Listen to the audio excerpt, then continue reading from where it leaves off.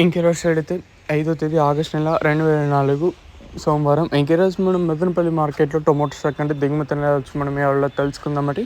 నేనుతో పోల్చుకుంటే దిగుమతి తగ్గిందా లేదా పెరిగిందా వేటని ఎవరిలో తెలుసుకుందామండి.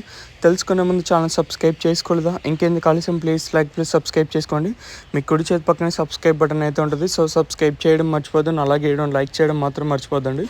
సో ఇంకా మన ఛానల్ సబ్స్క్రైబ్ చేసుకోకుండా అలాగే లైక్ చేయకుండా చూస్తుంటే వెంటనే సబ్స్క్రైబ్ చేసుకోండి. ఇంకా విషయానికి వస్తే తెలిసిందే కదా, మదనపల్లి మార్కెట్లో సుమారుగా ఒక 29, 31, 32, 33 ఇలా అయితే ఉన్నాయి. ఇంకా దిగుమతుల గురించి మాట్లాడుకోవాల్సి వస్తే మనం ముందుగా టీవీఎస్ మనీ లైన్ మొత్తం మాట్లాడుకున్నట్టు ఇక్కడ పెద్దగా మార్పు అయితే లేదు.